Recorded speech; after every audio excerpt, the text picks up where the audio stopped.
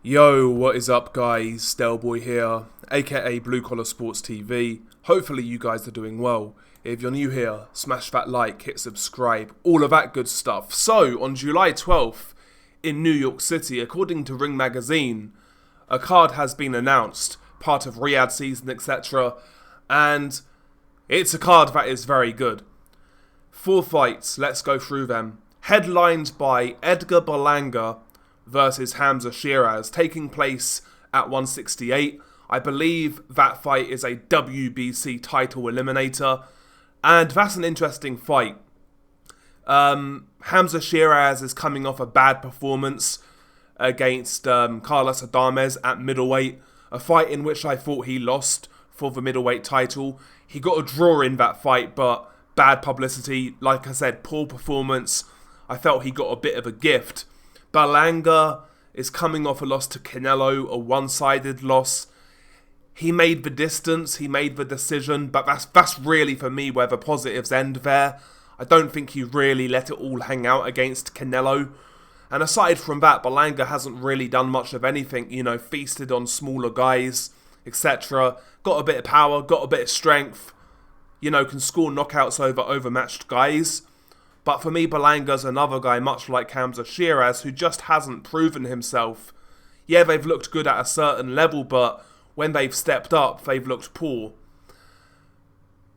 Who does this fight favour? I actually think Shiraz is a better technician in terms of doing the basics, better guard, better jab, better straight punches, but I've never really been sold on Shiraz's chin. Got dropped early in his career by an Argentinian road sweeper who couldn't punch. And obviously this fight is at a higher poundage, 168, and although I think Berlanga's power is overrated, he certainly hits hard enough.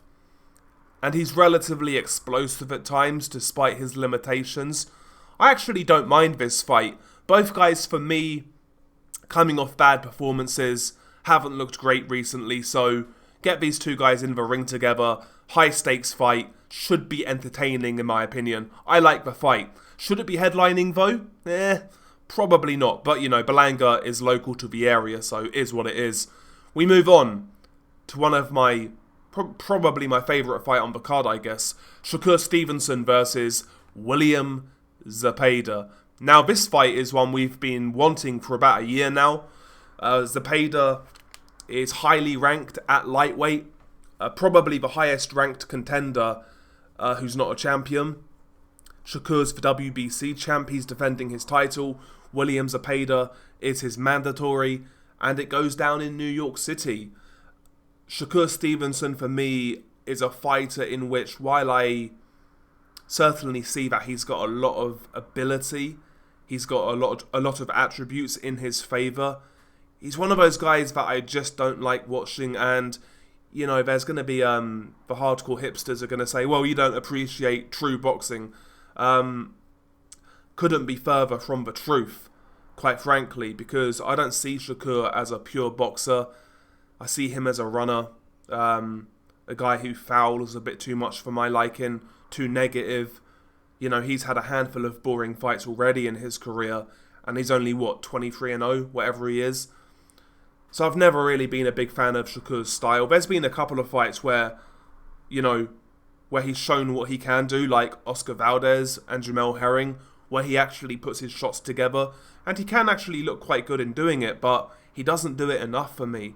William Zepeda brings a unique challenge, in my opinion. He brings unique attributes to the table himself. He's a big lightweight, he's a southpaw, and his punch output is crazy. His stamina is crazy. When he fought Jojo Diaz, I think he broke the lightweight punch record for most punches thrown. Takes a lot of risks in coming forwards. When you throw that many punches, you are going to take risks. He is the type of fighter to leave openings, and we saw that in the Tevin Farmer fights. Now, I felt he beat Farmer clearly both times, but Farmer was able to hold his feet and punch with Zepeda at times and have success. He dropped Zepeda in their first fight, but will Shakur be willing to hold his feet like Farmer was? Or is he going to approach this purely on the back foot?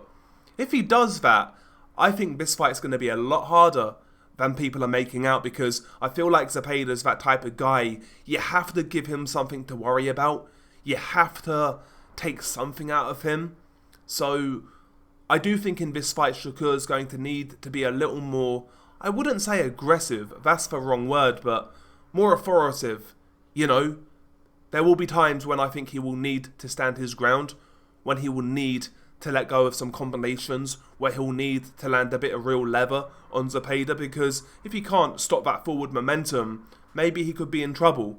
You know, I'm not convinced by Shakur's power at lightweight.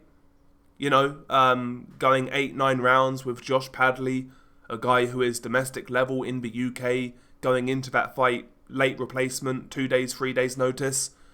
Wasn't even a full-time boxer, and he was able to go 8-9 rounds with Shakur, and he was never hurt with a headshot. It was just for body shots. So I think we're going to need to see a different level from Shakur in this fight.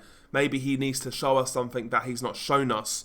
I know Zepeda has shown vulnerabilities in his last couple of fights, and Shakur has the style to take advantage of some of those same vulnerabilities that Farmer did.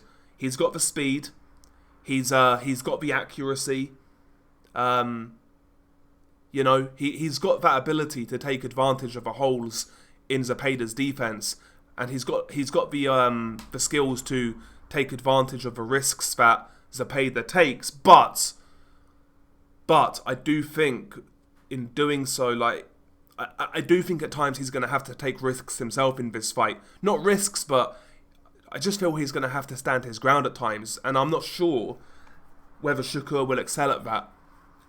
I've got a feeling he's going to be on his bike in this one, and he'll try and make it a boring fight, so we'll see. But I'm still intrigued about this fight. I'm intrigued about Shakur because I kind of want Shakur to show me something different. I want Shakur to surprise me. And as for Zepeda, listen, the guy is just entertaining, so he's going to come to fight. I've got no worries there. But it's a good fight. We move on to 140. Title fight. Alberto Puello is defending his WBA title against Subriel Matias. Now, as you guys know, I like Matias a lot. One of my favourite fighters in boxing. Ultra aggressive, punches in bunches, body to head, violent. You know, he is that type of guy that, for me, makes boxing great. For me, he's the type of fighter who I just get amped watching, you know? Just one of those fighters. You know, if he loses, but he's one of those guys I'll always support, I'll always watch, just because his style is so entertaining. Alberto Puello, good boxer, coming out of the Dominican Republic, has shown in his career that he's no slouch, you know, coming off a couple of good wins in recent years. Sorry, he's the WBC champion. I said WBA, WBC. But yeah, last fight he beat Sandor Martin in a close fight. Could have gone either way. I don't think it was a robbery.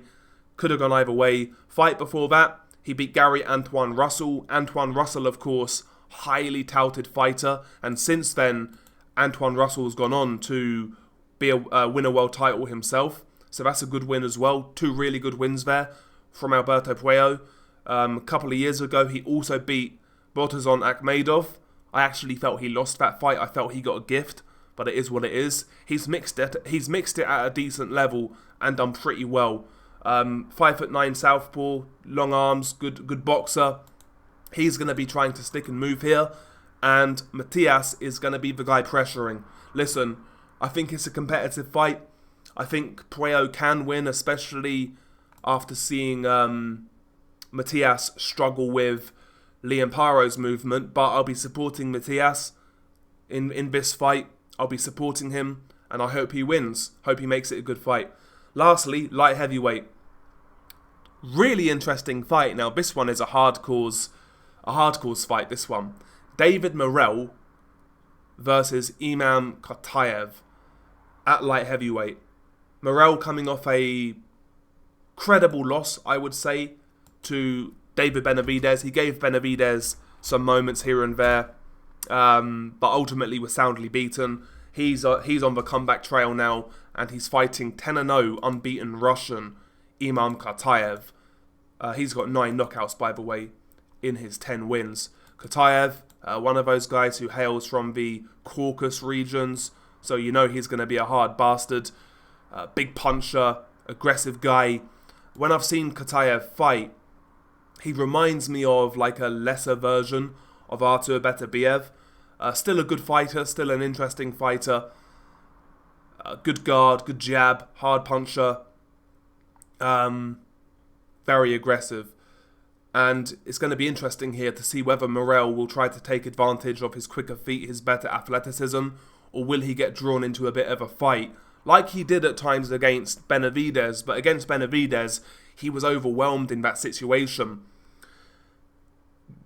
Doing the same thing against Katayev could be a recipe for disaster, because Katayev's not going to be the type of guy like Benavidez who swarms you, who smothers you in punches. He's not going to be that guy, but in terms of one-punch power, I would speculate that Katayev hits harder than Benavidez. So yeah, Morel's not going to be facing the same sort of work rate, but he is going to be facing, in my opinion, more power. So if he's going to stay in the wheelhouse with Katayev, it could be bad news for him. But, you know, Morel is more experienced at the higher level. I do think he's a better athlete. I think he's a quicker guy, better foot movement, better hand speed. And we haven't seen Katayev fight anyone who is close to world level. He's beaten guys like Ezequiel Mardena, who is a Argentinian kind of journeyman gatekeeper. Knocks him out in 7 rounds. He beat Ricard Zbolotniks, another gatekeeper. Knocked him out in 5 or 6 rounds, if memory serves me correct. So he's beaten like fringe, like gatekeeper types, but Katayev hasn't fought at elite level. And we'll see. We'll see what he has to offer in this fight with Morel. So yeah, it's an interesting one. I'm not really sure how I feel about this one. When it comes to these Russian fighters, I like to keep an eye on them.